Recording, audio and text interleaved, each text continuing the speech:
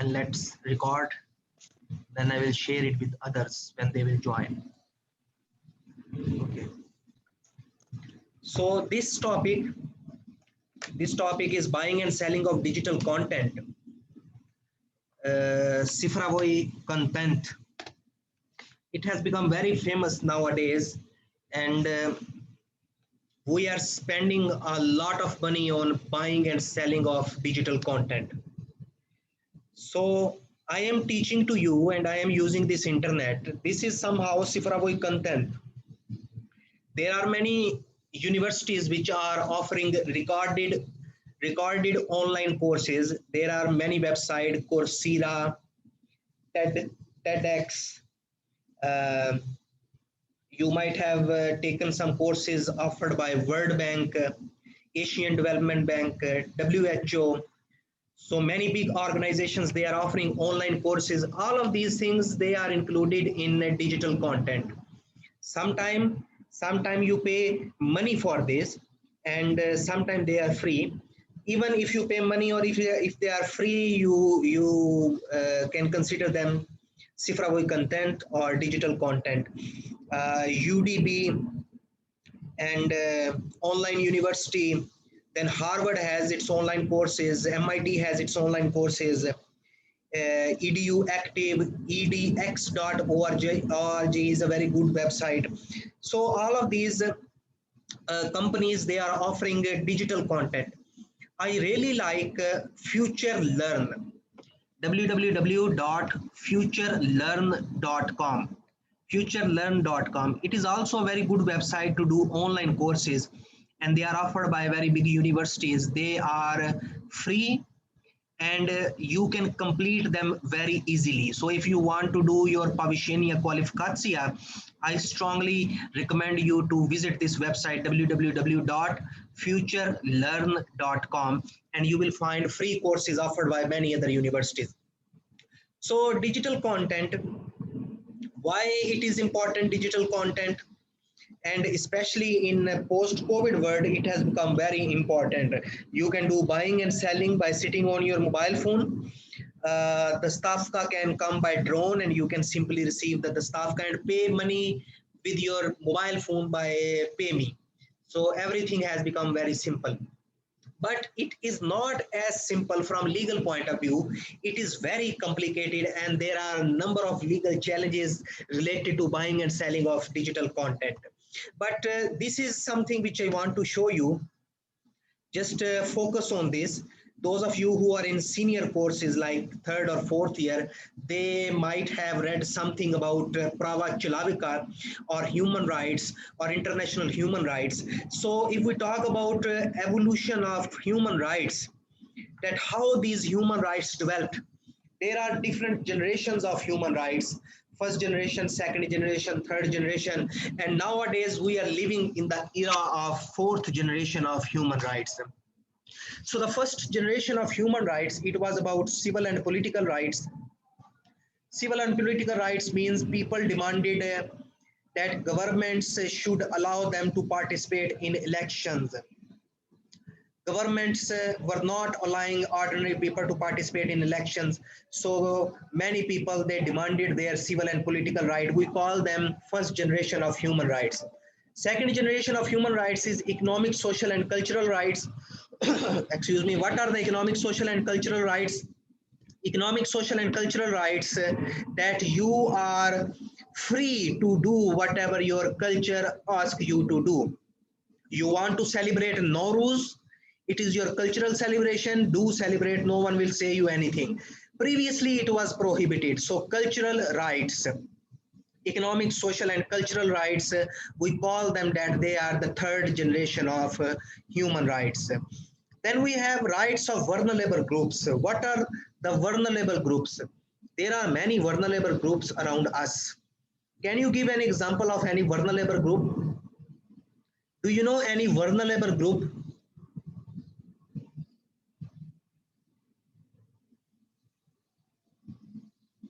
Hello? Have you heard can you repeat the question, please? Vulnerable groups.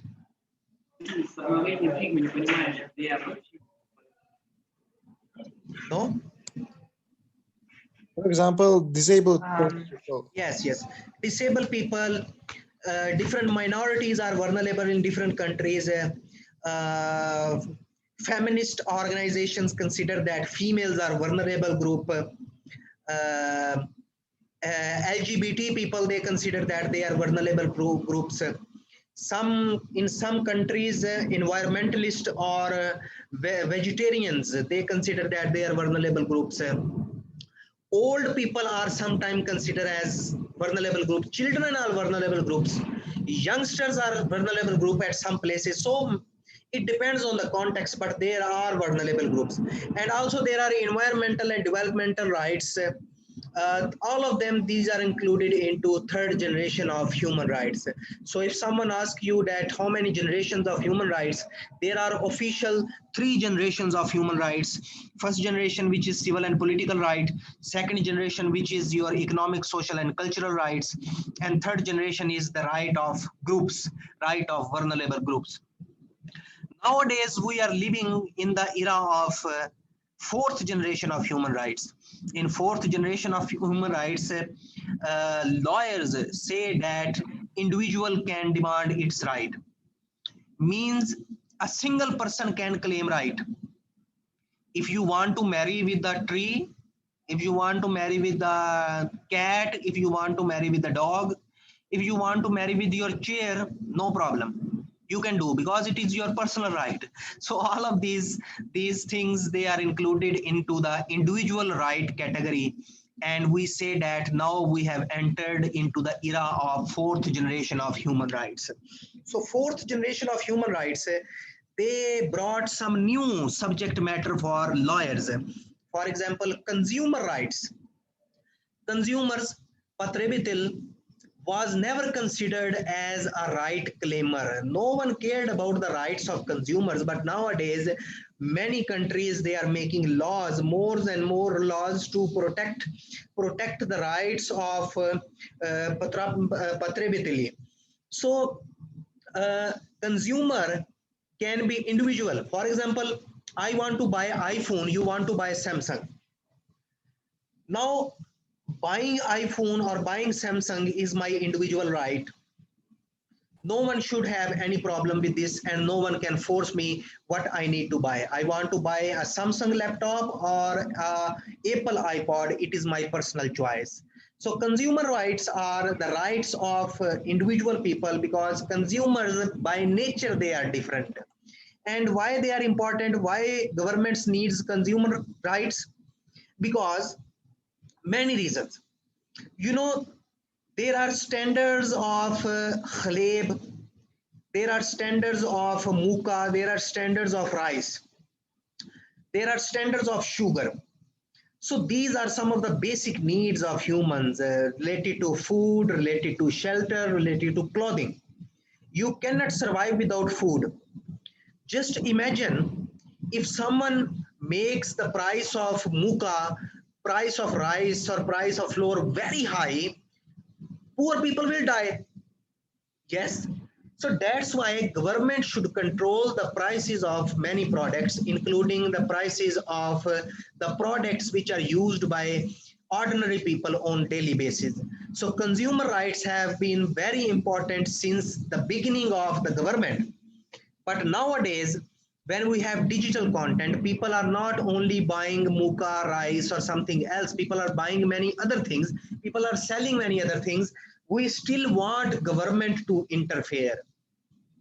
Can you think one example that why government should interfere in a technological product which you buy? Why government should interfere in a technological product which you buy? Can you answer this question? Why government should interfere in the technological products which you buy?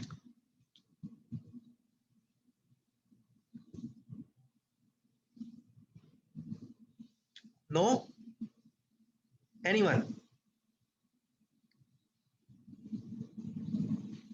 No one?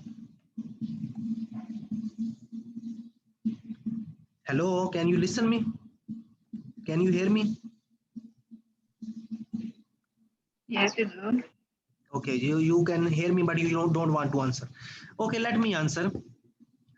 Uh, Mm. Sometimes some countries they put restrictions on technological uses. For example, I don't know how the system works, but if you buy a Chinese mobile, if you buy a Chinese mobile in Pakistan, it comes with the code. You cannot use this mobile until you unlock the code. You have to pay money to the government to unlock the code. Okay, I don't know in the case of Uzbekistan you can freely use the imported mobile phones or not. Why government put restriction on buying and selling of these goods? Because they want to regulate their internal market, and also they want to keep a check and balance on the people buying these technological products from other countries. For example, if all of you will start importing mobile phone from China, if all of you will start importing mobile phone from China here, here, then the local industry will be disturbed. The local industry will be disturbed. It will be a huge burden, a huge challenge for your economy. So in order to sustain their local economy, sometimes government put restrictions on import of technology, and reciprocal to this is the same reason that governments make rules and regulations for consumers to protect their rights. Uh, Consumer rights are in different categories. For example, the right to safety. You shouldn't buy a product which is dangerous for your health. Right to choose means you should have a choice to choose from the products available. Right of redress means if a product is bad, you should have a right to return this product and get a new product. Okay, so different types of consumer rights are provided by governments to the people. Right to the consumer education. What does it mean by right to the consumer education? Right to the consumer education means the product which you are selling to a person, you should teach that person that how to use this product. And that's why by law some governments demand that there should be user manuals available with your product. When you buy a mobile phone, this mobile phone comes with a user manual which gives you instructions that how to use this mobile phone. So this is your right of consumer education. And then your right to healthy environment means the product which you are buying should not pollute the environment. I give you an example. The company in Japan, the company in Japan which produces a car, it is the responsibility of the same company to dispose of this car. So try to understand this concept. The company which produces a car in Japan, the same company is responsible to dispose of this car. So the company keeps a track that who is using their car. In Uzbekistan, you make your own cars. Do you have a law like this? Who is responsible for disposing of the car? Who is responsible for making the car scrap when the car completes its natural life? It is the person who has bought this car, or it is the company who has manufactured this car? Do you have any idea?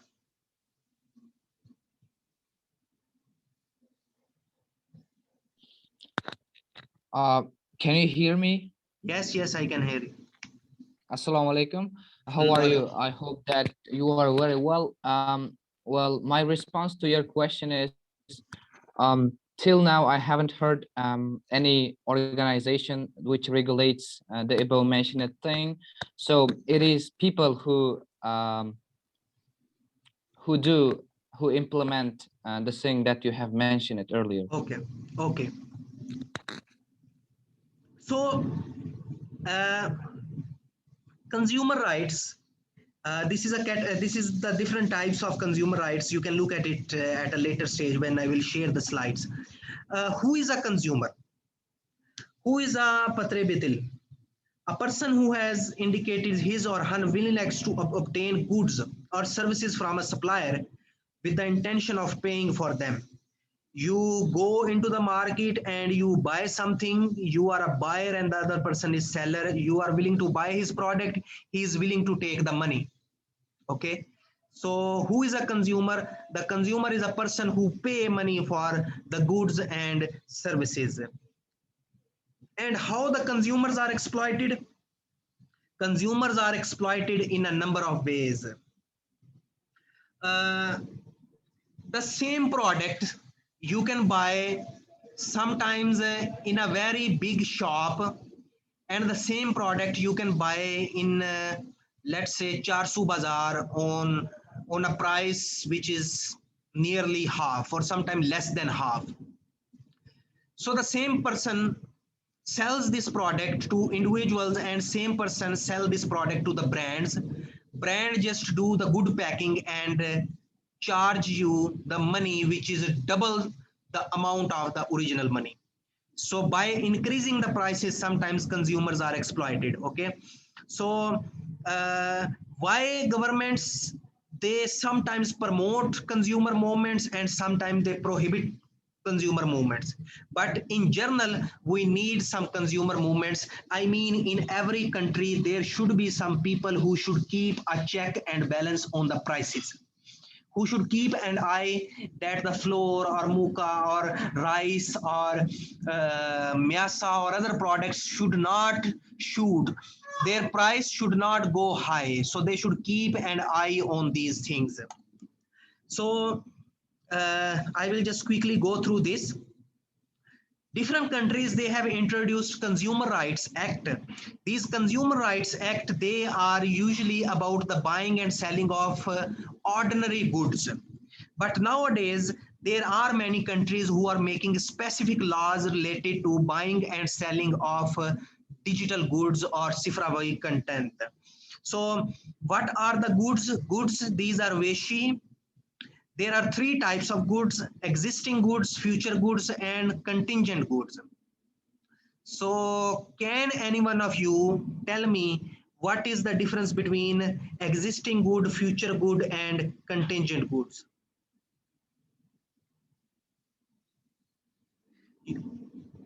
Have you heard about these things?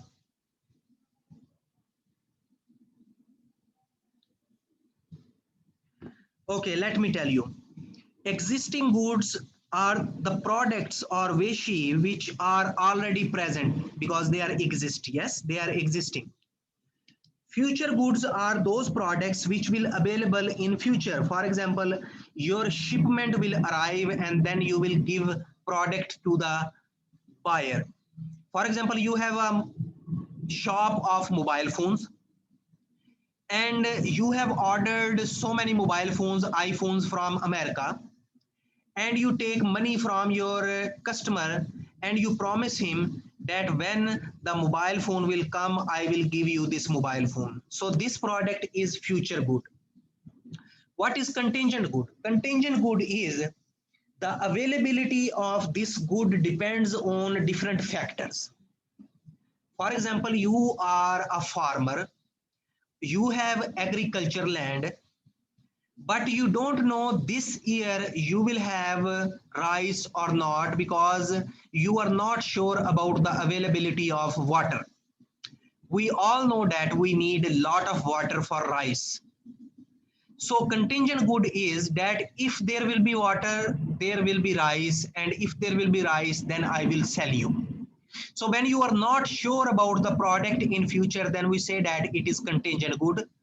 Future good is the product which will definitely available in future, and existing goods are the products which are already available now. Okay, now you have understood the three categories of goods.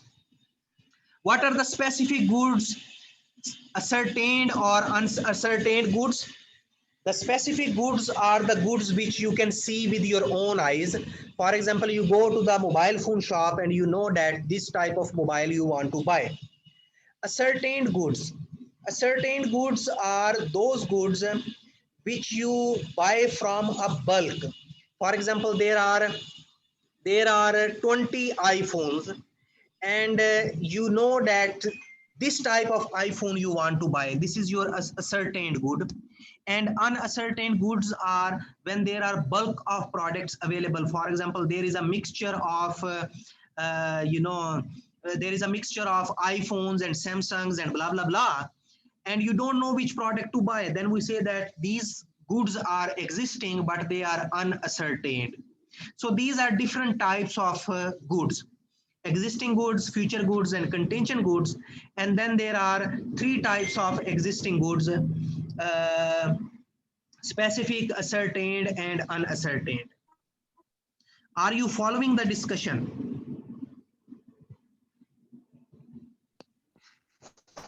Yeah. Okay, just say hello, hi, how are you? Ha. If you don't want to answer, it's okay, but just keep saying something so I may know that you are here. Okay, so this is a very good example. This is a very good example. This is a house on wheels. Imущество, we have different types of properties. In Uzbekistan also, house is a house, dome is a dome. So when a house is on wheels, do you think that it is property or good? Do you think that it falls in the same category as the category of other houses? Did you understand my question?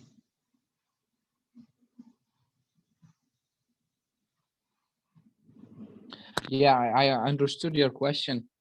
Let me answer.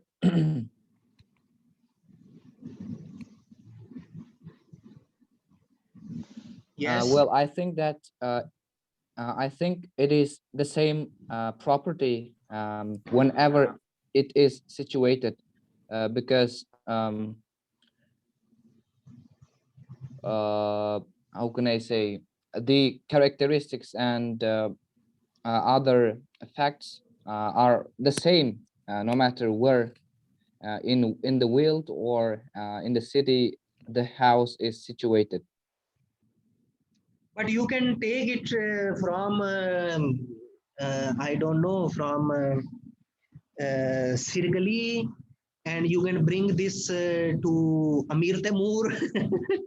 And now your house is different, because in the house price in Sirgali region are significantly lower than the prices of houses in the Amir Temur area. You know what I mean? Yeah. Okay, just think about this. So structure relocation is a very interesting phenomena. Now it has become possible for everyone. Approximately all the countries, they have these sort of technologies. It is very simple technology. I don't think that there is any sort of rocket science involved in it. You can simply take your house, and wherever you want you can put it there. Many countries are doing this. Many people, they are doing this. Uh, this is a very interesting phenomena. These are called as nail houses. In Sovietsky Soyuz, in Soviet Union, the owner of the property was Gasugarstva. Government was the owner of the property. The land belongs to the government. Government could take the land whenever they want to take from you.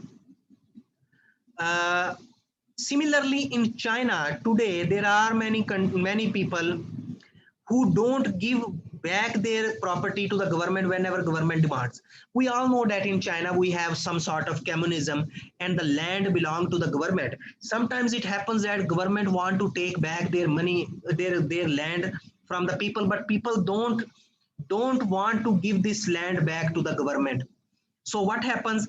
Government simply let them stay there and build the structure around this. In the left corner, you can see that there is a dome, and the government had to make the road around this, because the people who are living in this dome, they didn't wanted to evacuate. Okay, so there is some person who raised his hand. Jurai, you want to say something?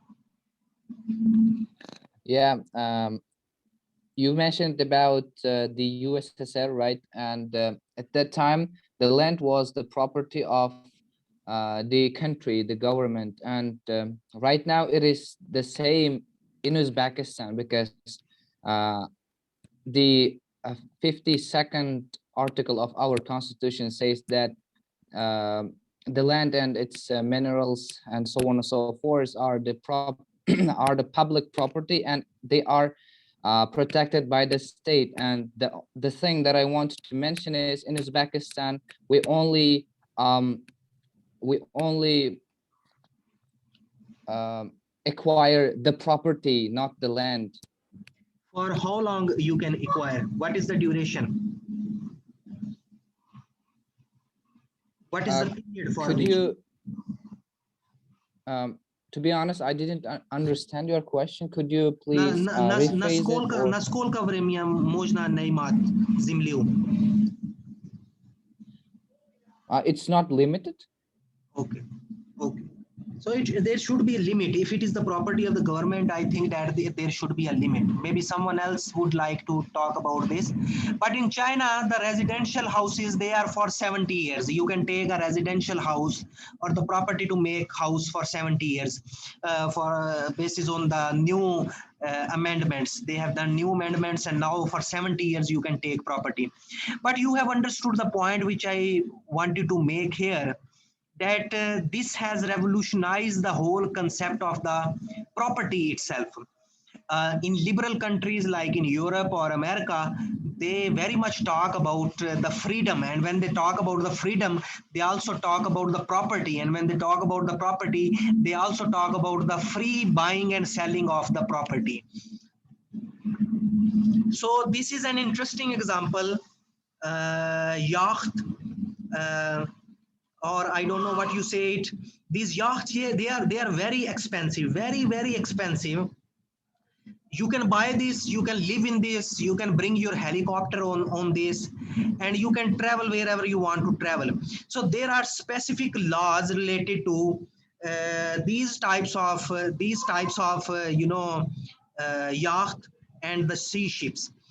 Similarly, we have specific international laws which regulate the merchant shipping, the ships which transport different types of containers and other products.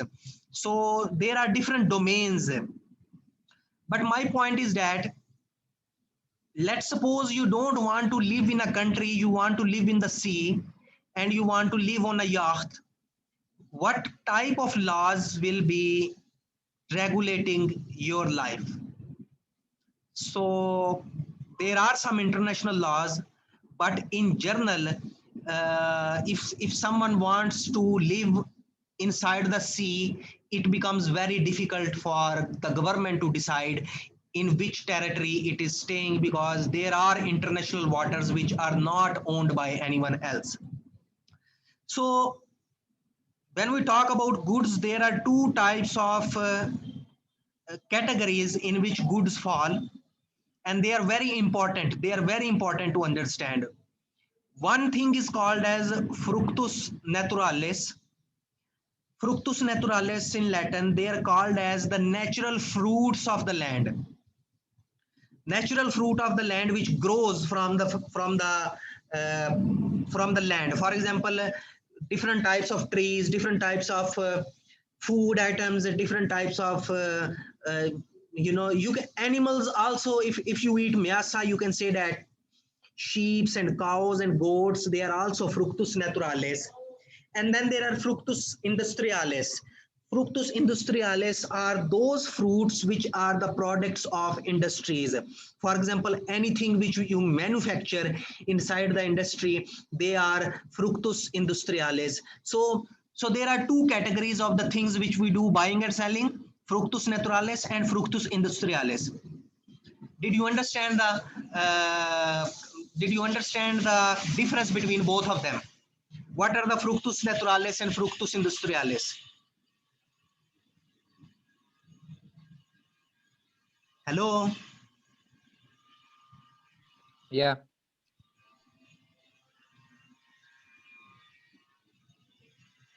No? Anyone else?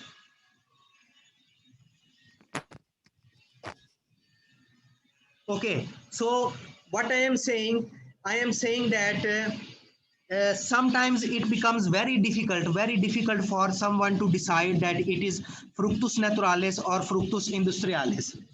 For example, let's say you make a song, okay?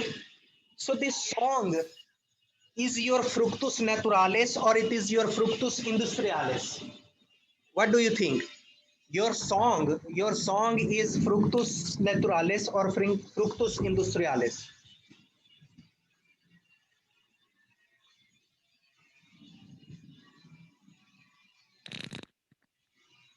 Um, I think that it is Fructus naturalis, Hmm. because you created it independently and with your natural voice, maybe. So I think that it's the Fructus naturalis. Okay, so let's see some of the other examples. Mineral and energy.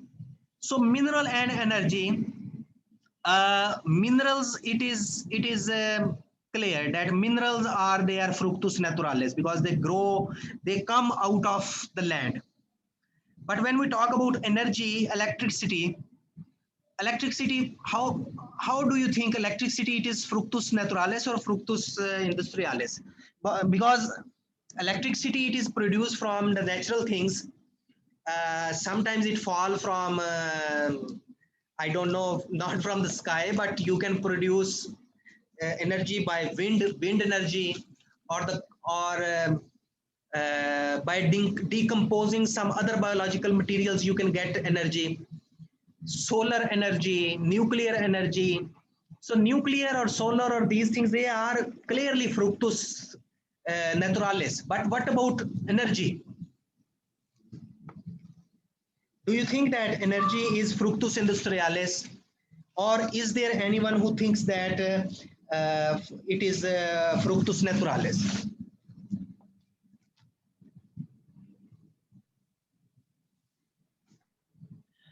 So let me answer.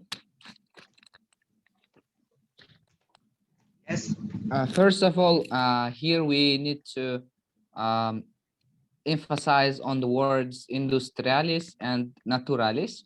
So if there any factory or company is going to take part in this product or good, will become automatically fructus industrialis. And however, when it comes to fructus naturalis, there will not be any interference. You have to, and that good must be produced naturally and independently, as we have mentioned earlier. And when it comes to energy, I think that it is fructus industrialis, because you have mentioned it a lot of examples. For example, sun energy, nuclear energy, and they are all manufactured with the help of different different, how can I say, different companies and so on. And energy is the same, I guess. In general, it is fructus industrialis. Okay, just stick to this point because I will show you some examples and then I will ask you your opinion.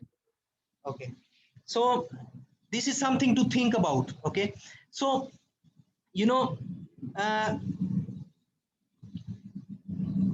there are a lot of disputes happening in your Central Asian region related to the minerals. And let's take example of Kazakhstan. Let's not discuss about Kyrgyzstan or Uzbekistan. Let's take example of Kazakhstan. Kazakhstan is very rich in terms of natural resources. Yes, and these natural resources, they are extracted by Chinese. So many Kazakh people, they have reservations. They think that Chinese are stealing their natural resources. Yes, so it is not just the matter of simple trade. It is a very complicated legal matter. And beside these trade difficulties, there are people who think that extraction of minerals is clearly the destruction of environment. if you take out the minerals, it's mean that you are destroying the environment. So different perspective and different people are there with different opinions.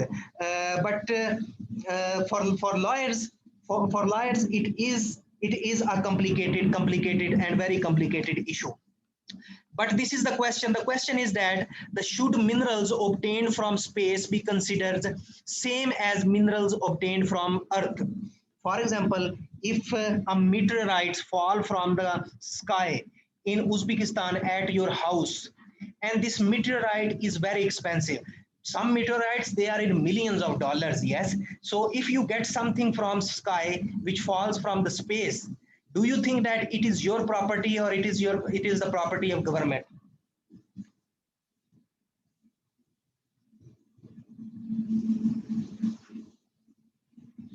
Hello. Actually, this is a very important question, you know, because I have never thought about it, but it is the thing that we need to think. In my opinion, something which comes from the space can't be your or mine property, because there are certain circumstances and situations that if you are going to obtain something with your actions and with your money, it will become your property, right? But in this case, there is not such a thing. It's like an object that you have found on the way to your So house, something like this. you should give it to the government, you mean? Yeah, we need to give it to the government. Okay. So what about these? The buying and selling of human organs. We have been traditionally selling our teeth. When I was in Uzbekistan, I did cleansing and blah blah blah to my teeth, and I spent a lot of money I gave a lot of money to the dentist. And the teeth are something which we have been doing buying and selling of. Then there are skeletons of humans. People have been buying and selling different skeletons. Especially in the medical schools and colleges, you use these skeletons.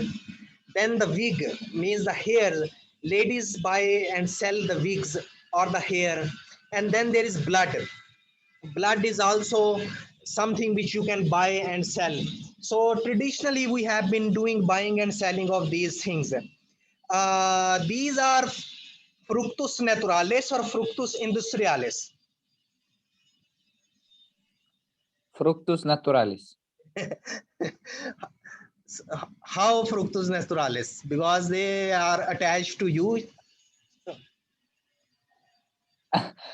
I think that they are given to you naturally, you know, so that's why they are fructus naturalis.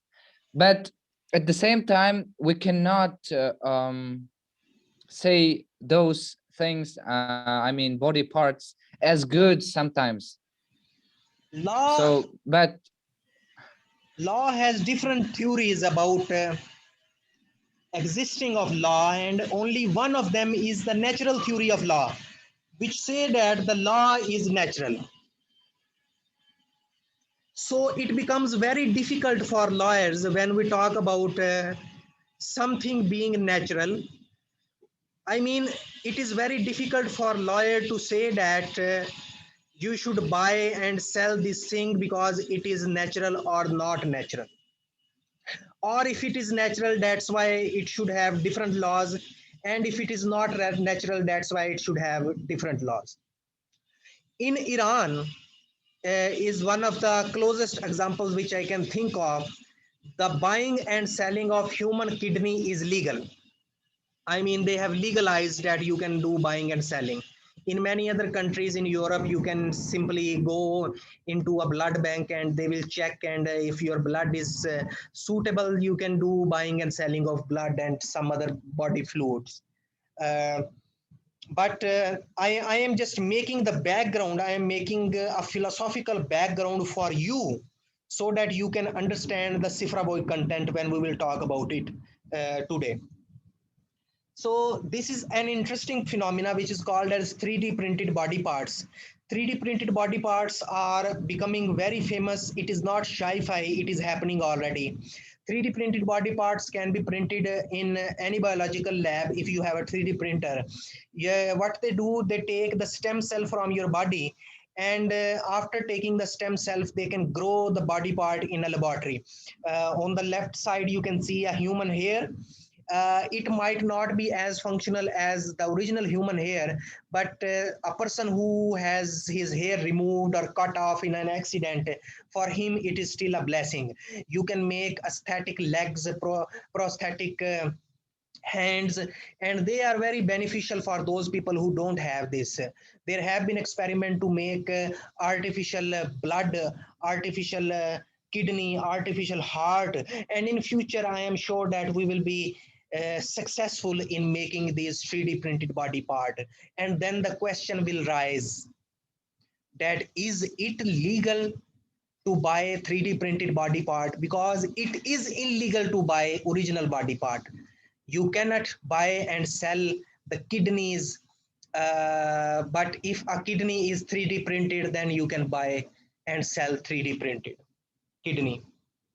So buying and selling of babies is happening. It is happening, and it is being regulated to some extent. Do you think that babies are fructus naturalis or fructus industrialis? Who the baby are, or baby are nothing? Because if you say the baby are fructus naturalis, it means you can do the buying and selling of babies. And clearly they are not fructus industriale, because you apparently don't produce them in a factory. What do you think? According to your word, this is fructus naturalis, but actually became fructus industrialis. How they become fructus industrialis? Because we live in such time. Okay. So, Mr. Jurayev, you want to say something? You can just simply Yeah. speak. Yeah, you don't need to raise any hand. Yes. Okay. Well, it depends on where we are living, you know, because just in our country, it is prohibited to sell and buy babies. When it comes to other countries that I have heard, it is open and it's natural and it's legal to buy and sell babies. You might have heard So- about Chinese people drinking the soup of infant babies. Have you heard about Yeah, it? yeah, I have heard about it a lot of times, and they are doing such crazy things. I don't. So I don't want. I never saw them drinking baby soup. It is my dream. It is my dream to find at least one place in China where I can at least see that, okay, baby soup is available. But I studied in China. I am working there, but I didn't see it. Right? But it is my desire to see. Well, well, I think they are doing crazy things. Okay, let's move to your question. Hmm. I think that the society is developing, and they are creating such things that we cannot imagine. So the babies, the parts of bodies, as you have said, are becoming goods, and we have to classify them into the two groups. So because we haven't got any option, and I think that we can add babies, selling and buying babies to the not what was the name? Naturalis. Not industrialis. Okay. But Okay. I have got another option. Hmm. I have got another option. So if we are going to create the third group of goods, it would have been great, and we would add the babies and the parts of human bodies into the third one. Third one, a new category. Yeah, new category. Okay, we will talk about this. Don't forget about this idea. This is a very interesting idea, and you can write your diploma rabota on this.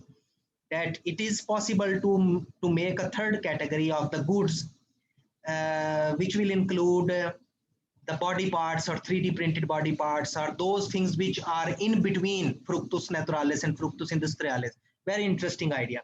Okay, now I am going to talk about a very interesting thing which is happening, and then I will move on. And the thing is, which is called as test tube babies. So test tube babies are the babies you can make in the laboratory. I am sure that you have some idea about test tube babies.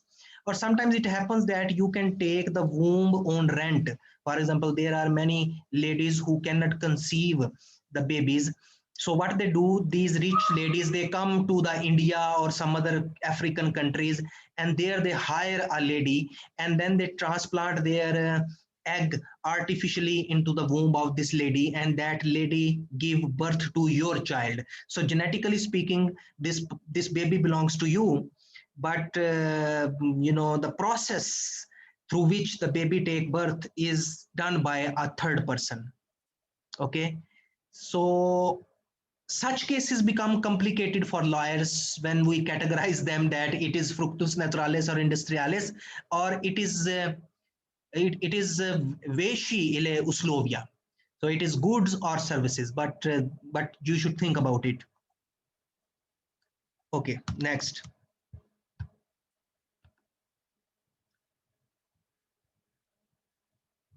So the question is not that these are fructus industrialis or fructus naturalis. The question is about the ownership. That in Uzbekistan, for example, one of our colleague was saying that it is about the something from the god and things like this. So many people think that your body, no matter it is living or dead, it belongs to the god.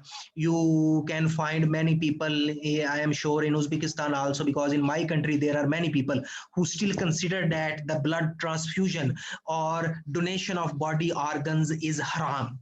So in your country, I'm sure also you can find many conservative people who still think that the buying and selling of human organs, no matter for which purpose, it is haram. The philosophy behind this is that your body does not belong to you, many people think. And it is a legitimate legal question that are body parts capable of ownership?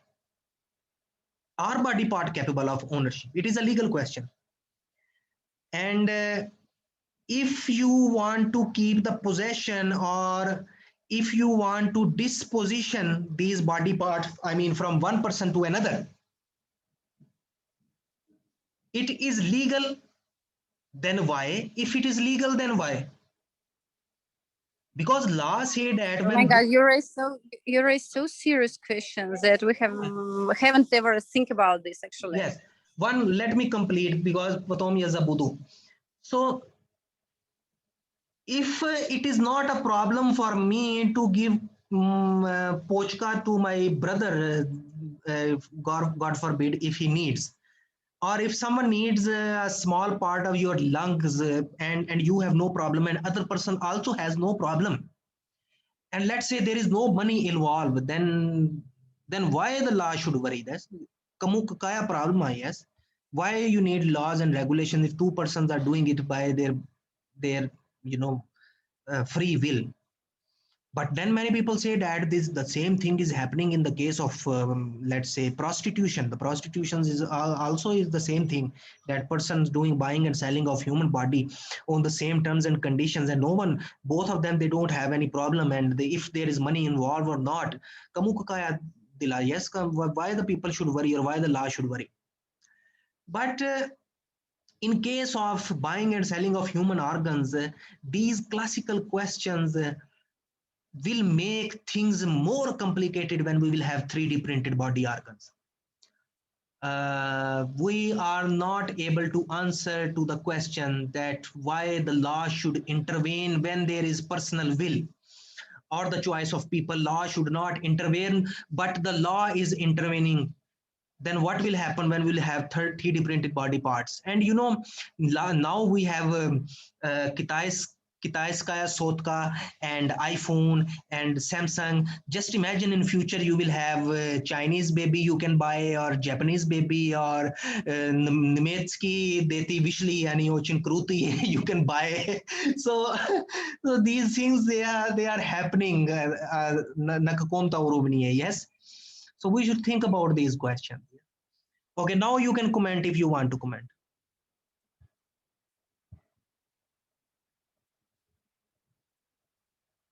Hello, you are here. Can I you don't hear? want to think that babies can be good sexually. I don't want to think about this. Don't you want to buy a Scandinavian or Swedish or Finnish baby Visoki and with golden hairs and handsome boy? Don't you want to have a baby like this? Everyone want to have a baby. So if a choice is given to you, definitely you will go for similar product. Yes. No.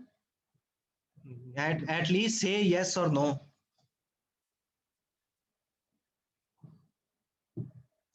Okay. Okay. Don't say anything. Let's move on. So in majority of the cases, what the law say? Now I'm talking about law. In majority of the cases, it is considered as kupli pradaya veshi when we do buying and selling of human organs, or fructus naturalis. Let's say fructus naturalis. In a majority of the cases, they are kupli pradaya veshi. And there the same terms and conditions apply, same consumer rights apply to these things. For example, if you buy the blood, it should be of good quality. If you buy the body parts, they should be of transferable value. I mean, you cannot simply buy a pochka, any pochka. Yes, it should have the characteristics, suitable characteristics for you. And you have to pay money. And there is a thing called as human trafficking. Have you heard about it? Human trafficking.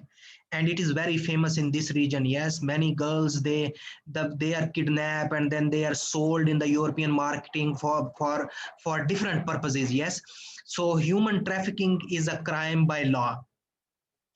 And many countries, like I have mentioned, this Human Organ Transplant Act of 1989 of UK. It is the law in UK which regulates the human transplant of organs. You know, in Central Asia, Turkmenistan is one of the countries which has a special law related to the blood transfusion. Yes, blood transfusion. They have a law related to blood transfusion, but I strongly suggest to the other Central Asian countries and the countries beyond Central Asia to make proper rules and regulations related to these sort of goods and products. Okay. So ethics of consumers. Similarly, we have ethics for sellers or Pradhavis. We have ethics for consumers. So one thing is called as ethical consumerism. Ethical consumerism. I will give you an example.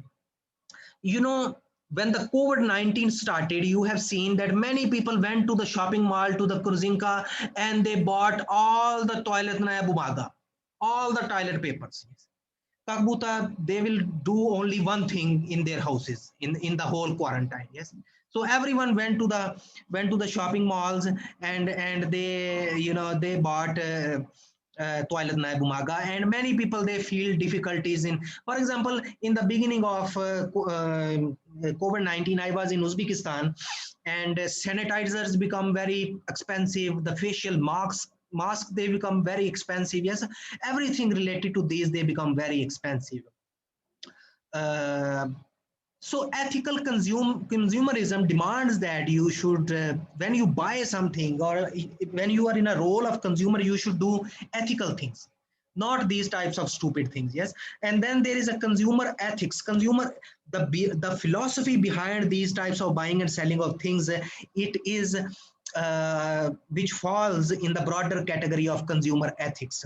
So consumer ethics deals with the moral and ethical behavior of consumers in a market. Okay, let's move on. Then there is ethical marketing. Ethical marketing is that when you market your product as a seller, Takprada is when you market your products, you should use ethical tactics. I know that there are many commercials you have seen in your surroundings. You can see they are not ethical. They are not ethical at all. For example, using females for facial products, for using let's see, very white girl for selling a face cream.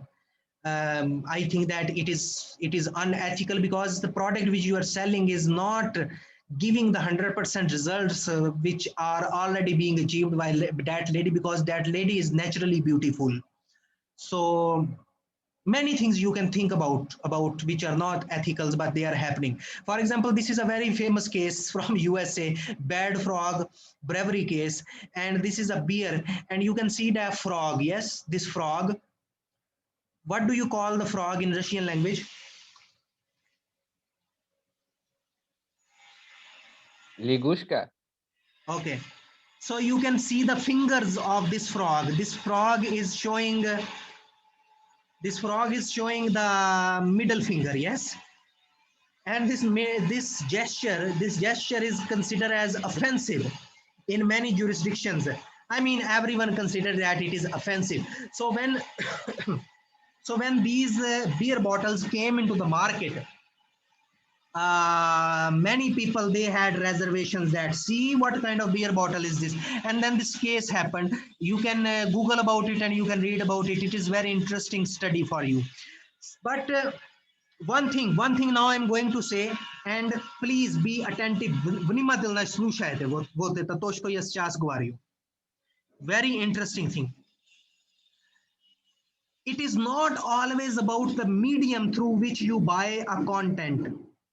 It is also about the meaning of that content. For example, you buy a book. It is not only Kupli Pradaya Kniga, it also concerns what is inside the book. For example, this is a book from India, third class.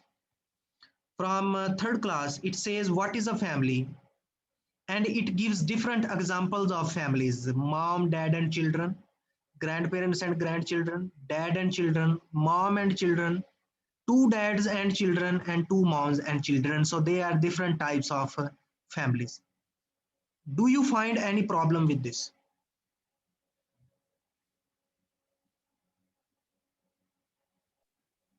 Hello? Yeah. Yeah, I have found actually. I think the last two ones are a little bit strange, and so I guess that you what have about anyone understood else? what I'm talking about. Anyone else? From the girls?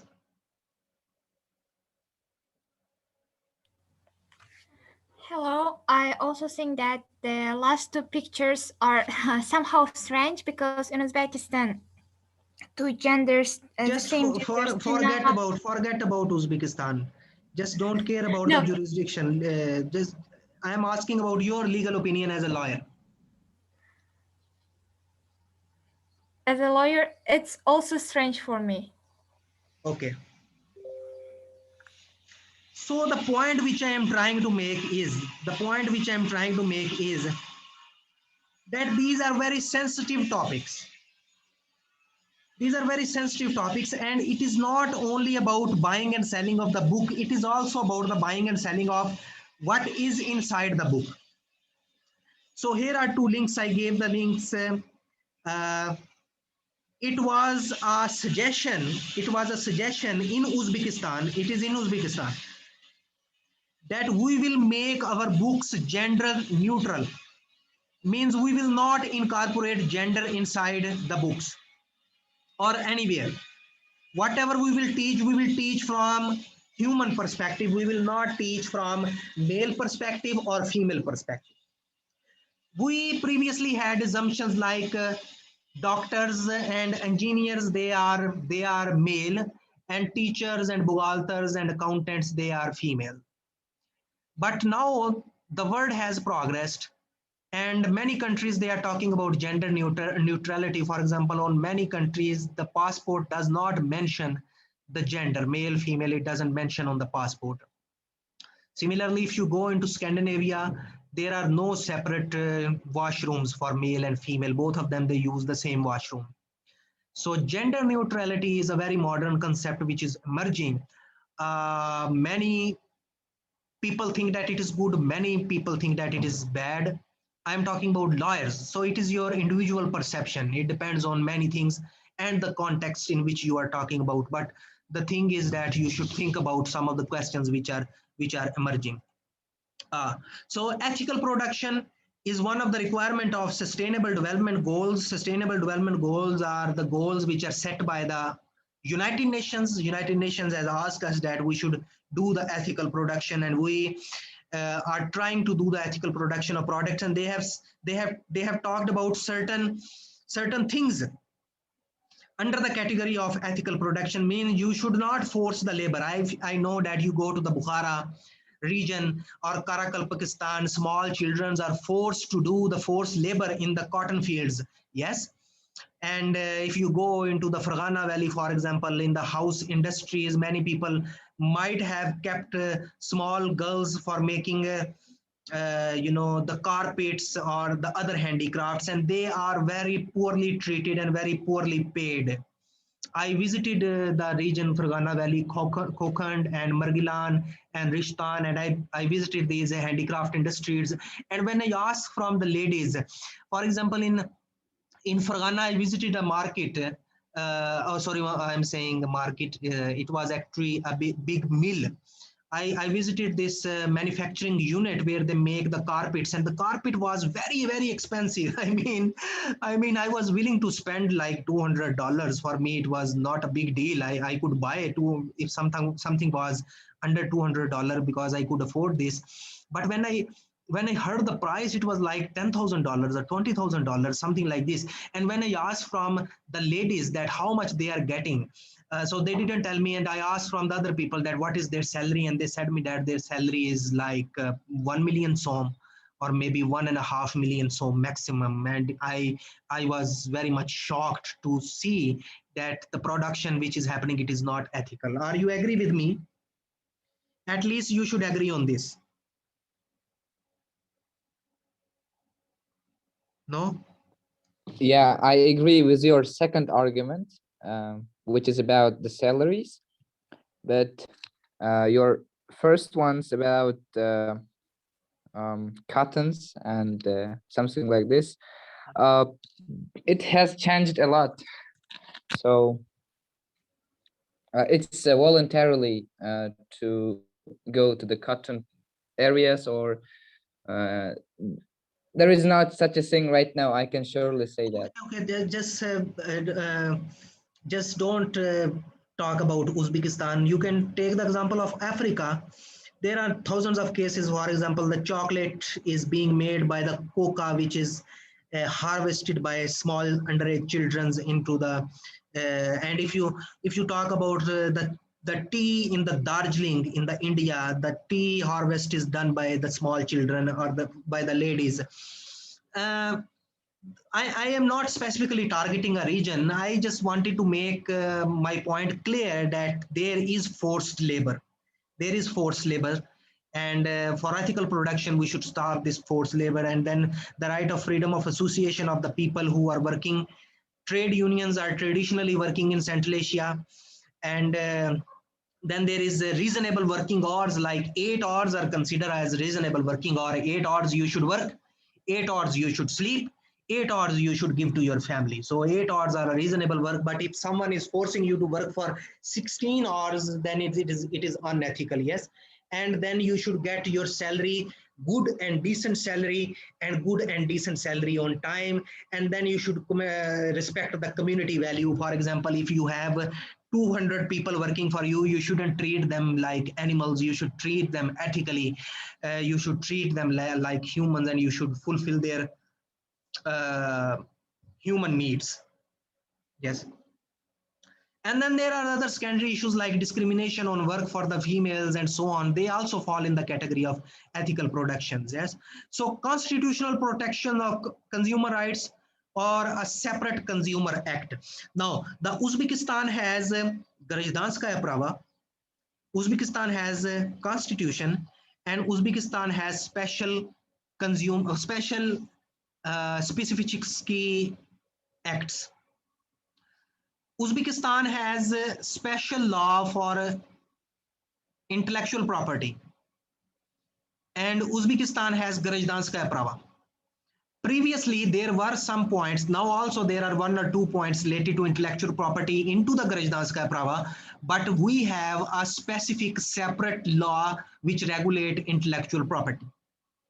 Now, the previous discussion which I have done, and I have emphasized on different products, goods, services, fructus industrialis, naturalis, the future challenges. I have shown you that how this is a very big area. Do you think that you should incorporate consumer rights into your constitutions or into your civil law, Gражданское право, or you should have a separate specific act related to consumer rights? What do you think? What is your suggestion?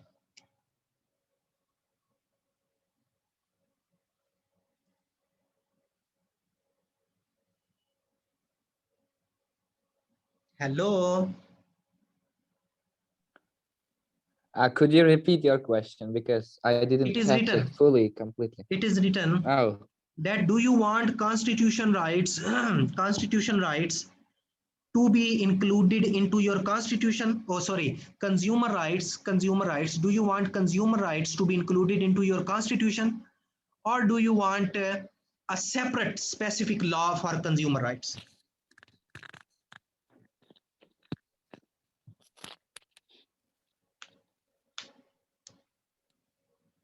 Hello. But I guess we have a law defending our consumer rights. Separate specific law, yes. Not sure about separate specific rights, but in general, we have this kind of law. It is incorporated in other laws, yes. Maybe somewhere in Gражданский Codex, or maybe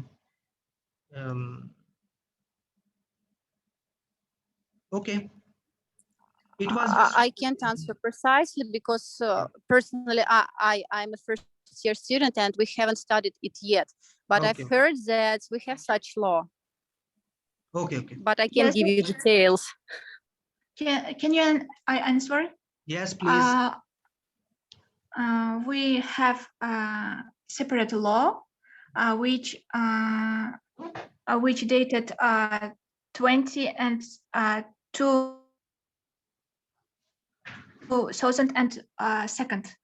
year. Защита прав потребителей. Okay. Consumers' right. Okay. Then it is ZOR.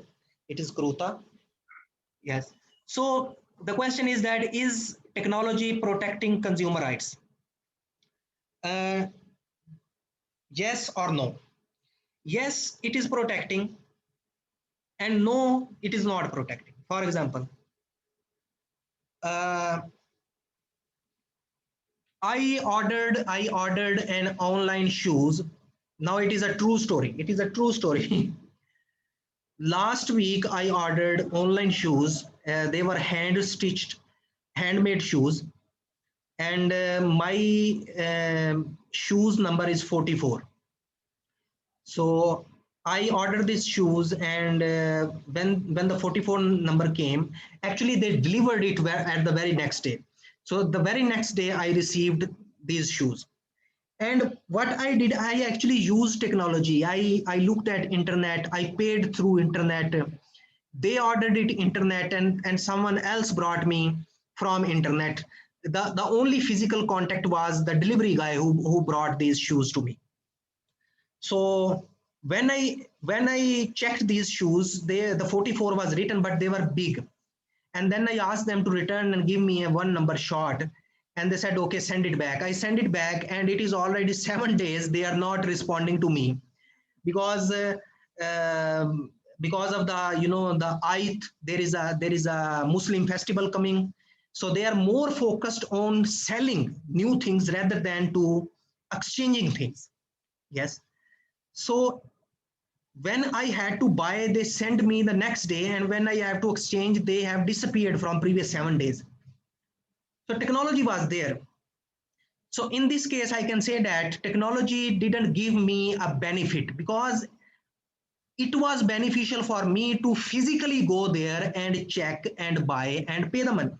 Yes. So for me, technology is not protecting my rights as a consumer. But many things, for example, at 3 o'clock, you want to order a Dodo pizza or whatever pizza, or a shawarma, or something like this in Tashkent, you can simply just make an order from your mobile phone application, and it will deliver to you on your doorstep, which is very easy. Yes. So in that case, technology is protecting your consumer rights. But if we involve more sophisticated technologies like artificial intelligence, cloud computing, big data, 5G, then things become very complicated, and lawyers are not ready for them. That's why we are here to think about these questions, that with the advancement of technology, when the technology will become advanced, it will protect consumer rights or it will violate consumer rights. Because technology, no, this point, technology will benefit more to Pradhavis, because he is investor. He has more money than you. He can buy more sophisticated machines than you. You are just an ordinary person, and you don't have money and you don't have machines. So the purpose of technology for the buyer is to get quality product, but for technology, the purpose of technology for a seller is to sell as much as he can sell. Did you understand? No? Okay. Yes, great answer. Okay, so the consumer right is human rights. I have already answered to this. I personally think that consumer right is your human rights. Consumer right is as important as your right to live, right to food, right to shelter, right, freedom of movement, freedom of expression. Similarly, consumer right is your human right.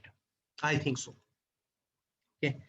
So now we will come to, to the original topic, which is digital content. And all what we were discussing, it was the jurisprudence, the philosophical part. And I think that now you have many questions. You can make some questions. Now we will talk about digital contract. Let's have a 5-minute break. Okay, let's have a 5-minute break, because I want to eat and drink something, and then I will come back in 5 minutes. Okay. You should say okay at least for aperitif. You want break or not? Okay. Okay. Okay, at least for our period. Yes, for 5 minutes.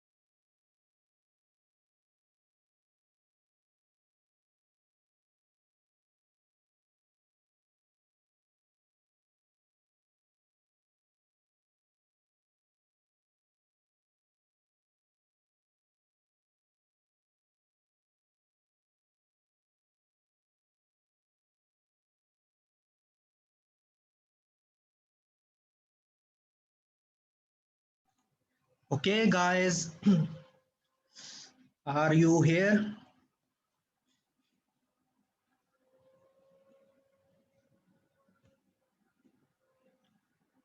Hello. Okay, someone is here. Yes, yes. Okay. So let's start. Actually, I got up very late today. I couldn't keep my fast, and since the beginning of the day, I was very busy, so I couldn't couldn't eat anything. So I slept very bad last night, so that's why I couldn't get up and couldn't keep the fast. Okay, so digital contract. Digital contract. Now this is very important thing you should understand. Digital contract, smart contract, cyber contract. Three things: digital contract, cyber contract, smart contract. Technically, they are different things. So sometimes it happens you open a website and then this website asks you to simply click on I agree. Yes, aglasin. And when you click on I agree, it becomes a digital contract or cyber contract.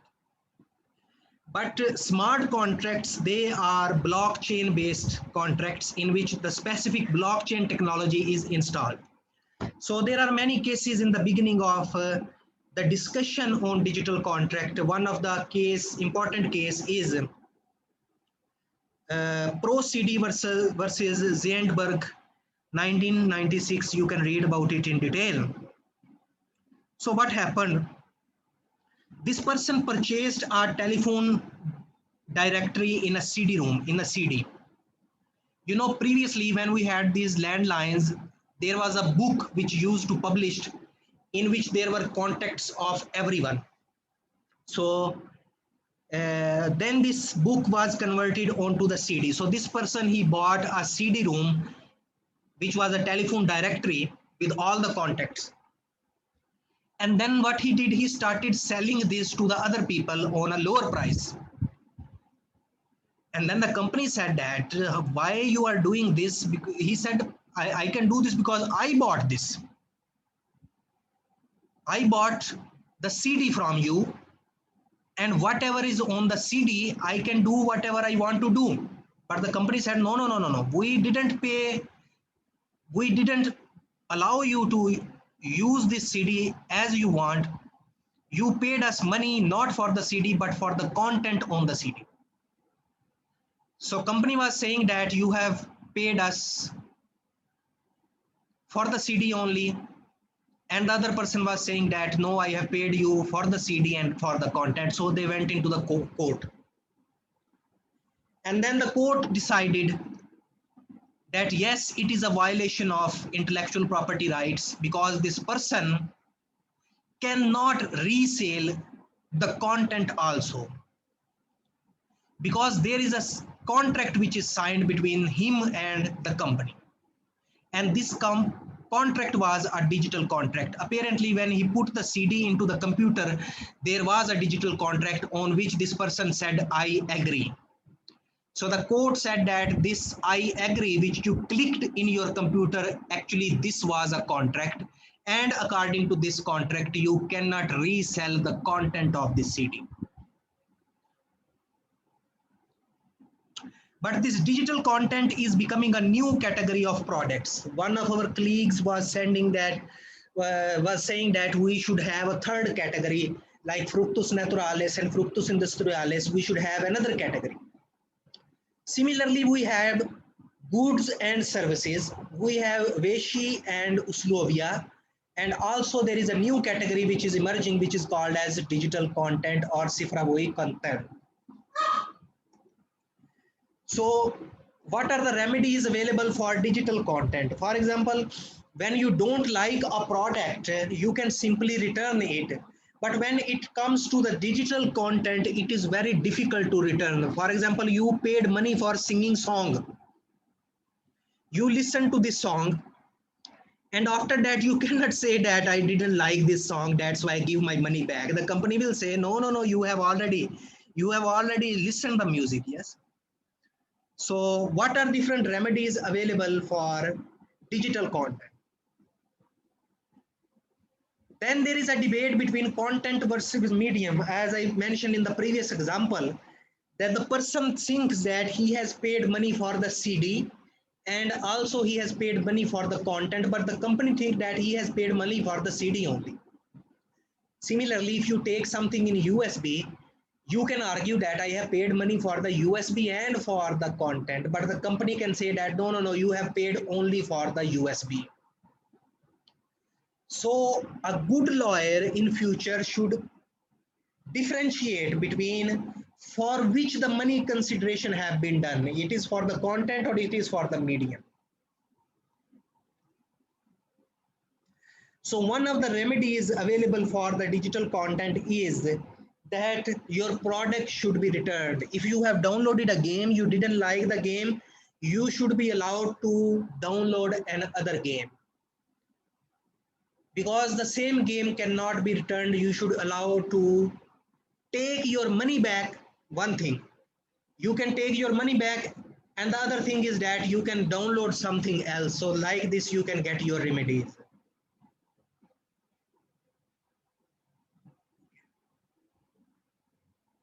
Yes. Can you see this? This is in Estonia. They have introduced the e-residency system. E-residency system is that your company can be opened in Estonia while you are staying somewhere else. For example, an Uzbek citizen can open a company in Estonia and can enjoy the same rights as an Estonian citizen.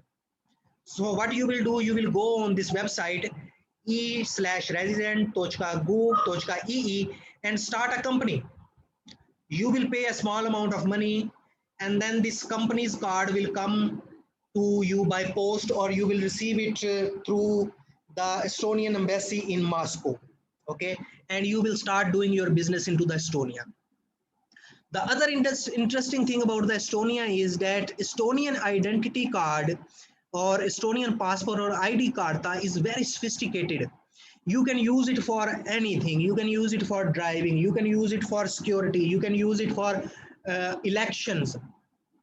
And you can use it from anywhere, wherever you want. If you are here in Uzbekistan as an Estonian citizen, and there are elections in Estonia, you don't need to go to the Estonian embassy.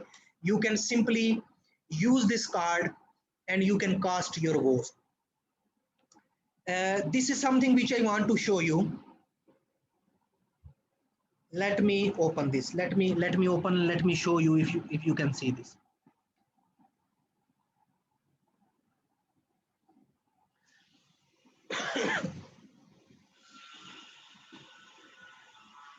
Can you see this website opening? Can you see this?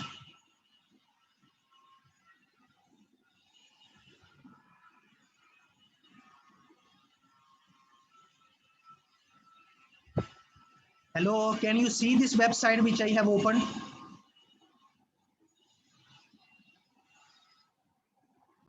No? Now, can you see this? Yes. So what is this? This is a matrimonial services. Matrimonial services means these people, they help you to get your future husband and future wife. So you can contact with them and they will help you finding your future husband and future wife. So there are basic services. There are Vichola services, means there is a person who will be mediatory between you and them. And then there are elite services. Yes. So you can buy these sort of services and they will help you finding in husband and wife. So here you can see there are different profiles.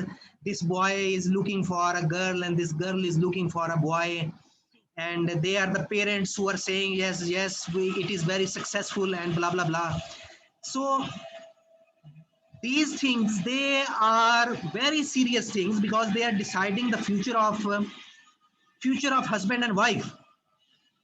And these things are bringing a lot of legal challenges for lawyers. Do you think there is any legal challenge related to these sort of services? Can you think of any challenge related to these sort of services? Do you want to make any comment on this?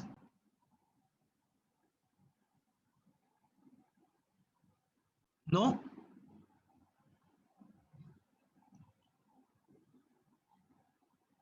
No comments? Okay. So similarly, the cryptocurrency, the buying and selling of cryptocurrency is becoming a serious topic here in Central Asia, as well as UK has planned to make laws related to this. Uzbekistan has allowed to sell cryptocurrency. So you cannot buy cryptocurrency, but in Uzbekistan, if you want to sell cryptocurrency, you can sell the cryptocurrency. These are the links I will share. You can see the regulations related to the buying and selling of cryptocurrency in Uzbekistan. Enforcement of the contracts and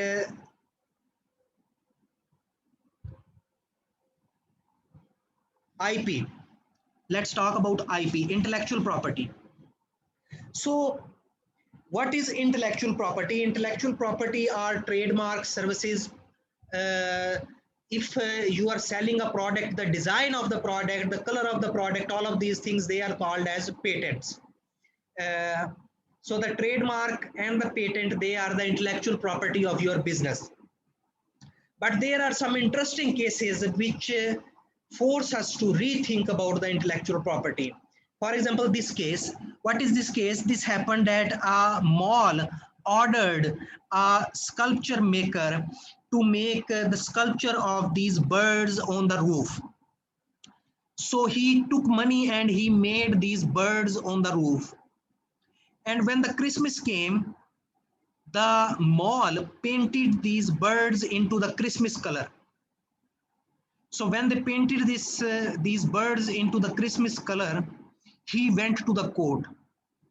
He went to the court and said to the court that they have violated their intellectual property because the mall paid him money for the birds, and he made those birds as he wanted.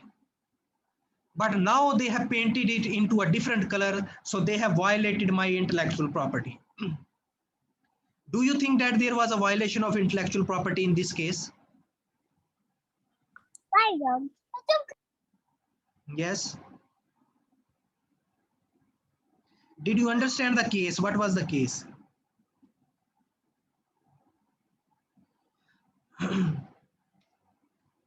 No? Okay, let's take this example. This is a Chinese artist. His name is IVV. You can Google him. He is a very interesting person. There are many things related to him.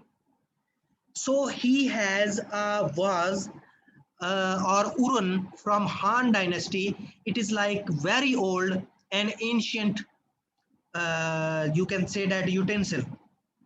So it was his property. So what he did, he dropped this vase and broke it and took his photos and put his own internet. And then the people criticized on him that why you have broken this old ancient Han Dynasty urn. And he replied that I can do whatever I want because it is my property. What is your opinion about this? Did he do good, or it was something bad what he did? What the law should do in this case? Means he had an old utensil, an old urn, a vase. It was his property and he broke it. So does this person has any legal liability?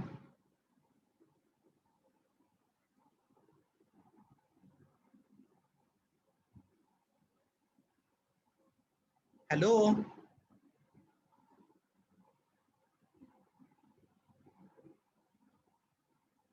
Is anybody here? No one? Yes, we're here. Yes. Can you repeat the question, please? So if you are tired, we can resume it here and we can start tomorrow. Okay. There are 15 minutes left, and yes. So let's conclude it here and we will start tomorrow from here. Okay. Okay. Okay. Okay. Take care and see you tomorrow. Bye. Thank you.